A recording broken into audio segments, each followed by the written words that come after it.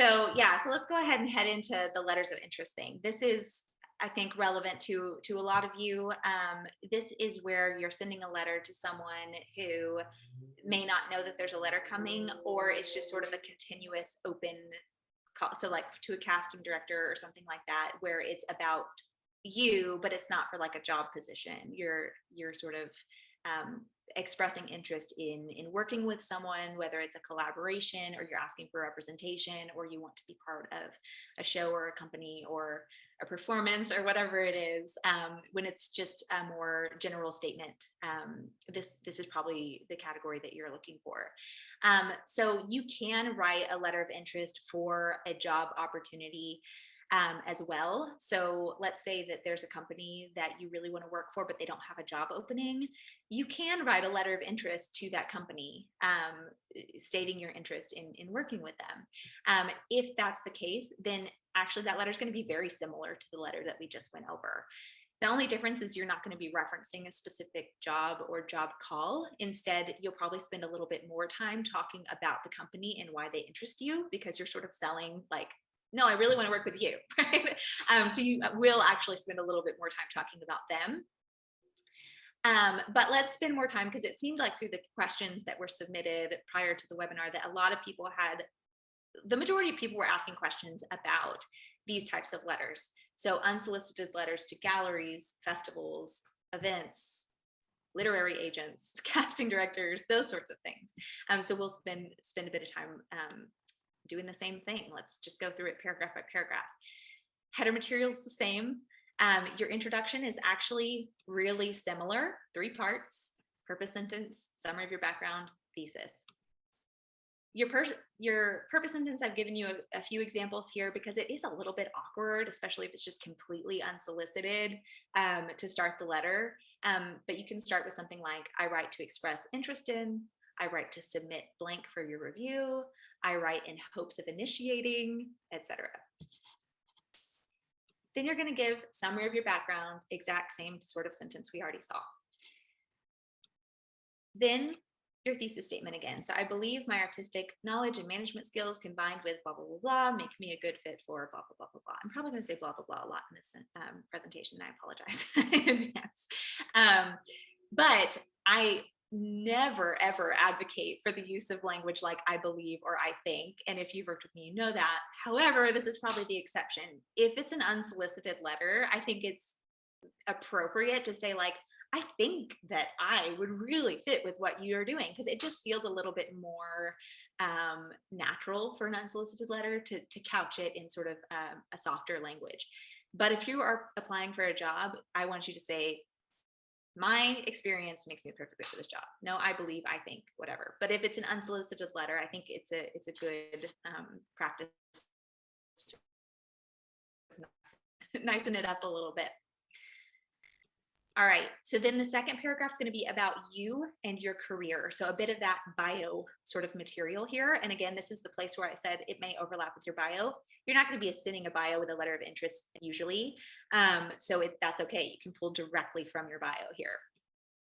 So my work as a composer encompasses blah, blah, blah, blah. So whatever types of art you create.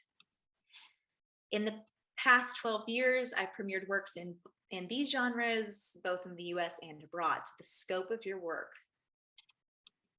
Then your major accomplishments at venues like blah, blah, blah. I've received awards like blah, blah, blah. So here it doesn't have to be awards. Choose whatever category of your CV is the most impressive and then mention that here. So if it's I've exhibited at blah, blah, blah, or I've presented here, I've been a part of all these productions, whatever it is. You maybe choose one for this brief letter and mention that. So second paragraph about you, third paragraph is about your art. Here, pull from your artist statement. You're not submitting your artist statement, pull from that thing.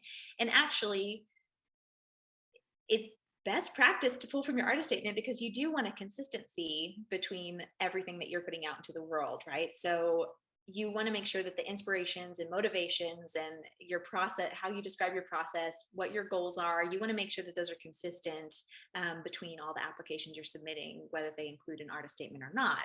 So I would pull directly from that thing for this third paragraph. You don't have to cover all of the things that I'm saying here. You might cover why you make your art, your inspirations and motivations. You might cover the goals of your work. You might cover your process.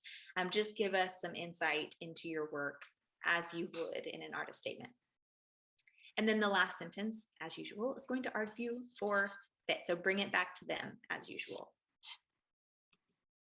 So the heart of my body of work works for voice and orchestra, center around themes of indigeneity, colonization, and resistance. I'm inspired by blank and hope my work serves to blank. Okay, so we're already getting into her goals a little bit there, her inspirations, and sort of the main type of work that she's reiterating, the main type of work that she composes. My ultimate goals are to blank. So here you might not even need that if you've written a sentence like that first sentence there, because that kind of alludes to the objectives of her work. But you might have sort of a broader goal that you want to express.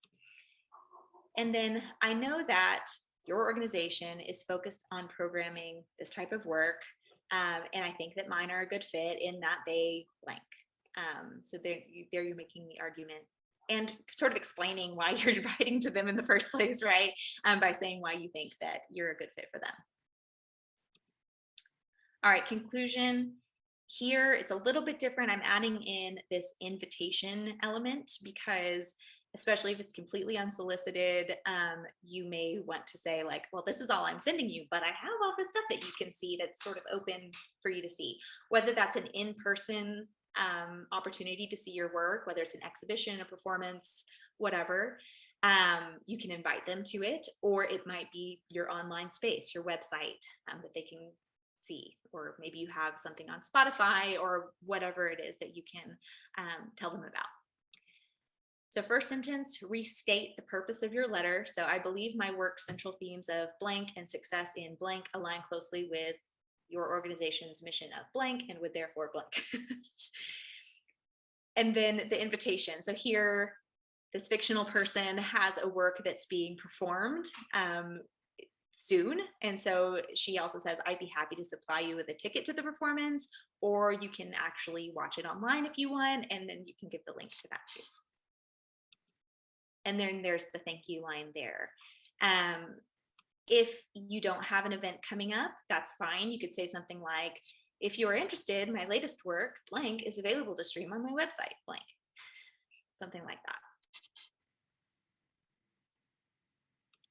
All right, and then the last things were the signature line and the enclosures if you have some. Although for this, it might be just a standalone email letter, like a body of the email letter or whatnot. So you can decide whether you want to include your CV or not. Not a bad idea to include your CV or resume. And if you do, you can put that in enclosures. Oh dear, go back to these. Okay. So the only other thing that I can think of that you might include that we haven't gone over is any connections that you have with them. So if you know someone that works there, if you talk to someone already, that's great. We'll talk about a special case here in a second, which is the artist's or the author's query letter, in which case it's like essential to sort of identify one person.